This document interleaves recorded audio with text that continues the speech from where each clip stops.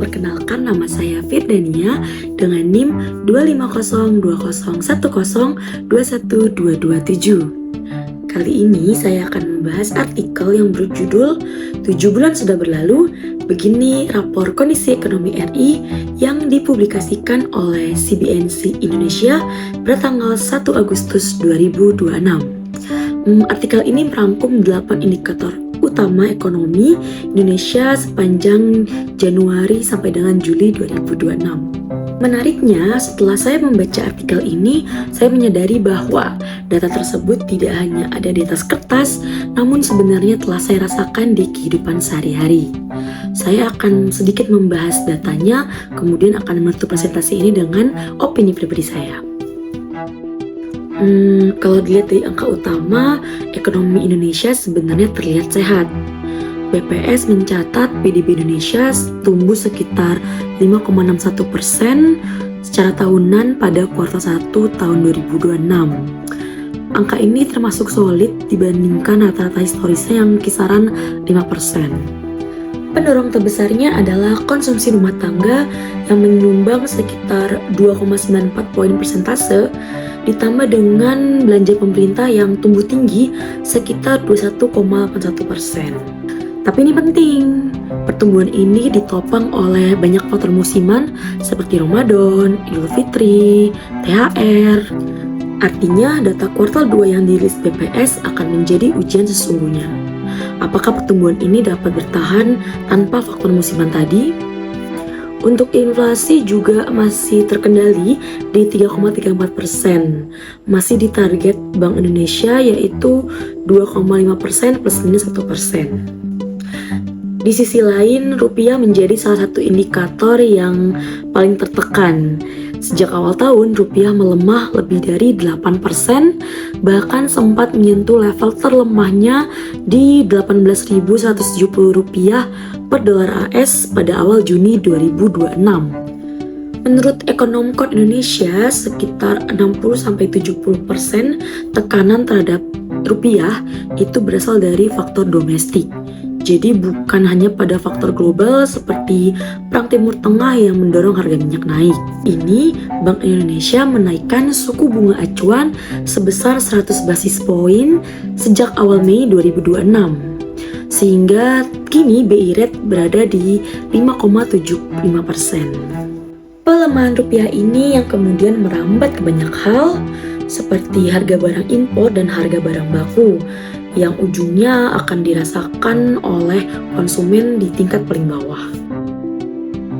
Nah, disinilah mulai terlihat adanya gap antara data makro dan kondisi real masyarakat.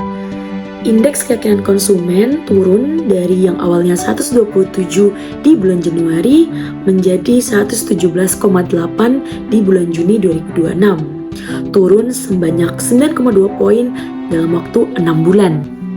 Sejalan dengan itu, penjualan retail juga mulai kontraksi di 3,9% secara tahunan pada Mei 2026. Padahal di Januari masih tumbuh sekitar 5,7%. Artinya, daya beli masyarakat mulai melambat. Bahkan porsi pendapatan yang dipakai untuk konsumsi itu naik dari 72,3% menjadi 73%.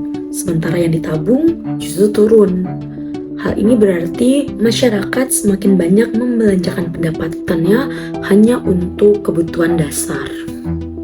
Kemudian dua indikator yang menurut saya paling terasa langsung di masyarakat itu PHK dan harga BBM. Kementerian Ketenagakerjaan mencatat lebih dari 32.000 pekerja terkena PHK sepanjang Januari sampai dengan Juni 2026 dan angka ini terus bertambah secara bulannya meskipun secara tahunan masih lebih rendah dari tahun 2025. Sementara itu, harga BBM non subsidi naik cukup tajam dibanding akhir 2025. Pertamax naik ke 27,5%, dan yang paling ekstrim, Pertamina Dex naik ke 41%. BBM subsidi seperti Pertalite dan Solar masih bisa ditahan harganya. Tapi justru inilah yang membuat masyarakat yang biasanya membeli BBM non subsidi beralih antri ke BBM subsidi di SPBU. Nah, teman-teman, ini adalah bagian yang saya ingin soroti sebagai pendapat pribadi. Jujur, awalnya saya merasa bahwa dampak di kondisi ekonomi saat ini tidak seberapa buat saya, karena saya bukan pemain saham ataupun pengusaha retail. Namun, setelah saya memperhatikan lebih jauh, dampaknya justru sebenarnya sudah saya rasakan sehari-hari, apalagi sebagai manusia dalam perantauan. Yang pertama, belakangan ini saya jadi semakin sering melihat berita-berita terkait PHK, baik melalui media sosial ataupun portal berita. Saya merasa sangat prihatin karena PHK tersebut terjadi di berbagai kalangan. Dan hal itu membuat saya sadar bahwa ketika kondisi ekonomi sedang mengalami tantangan, bukan hanya perusahaan yang terkena dampaknya, tetapi juga pekerja dan bahkan keluarga mereka.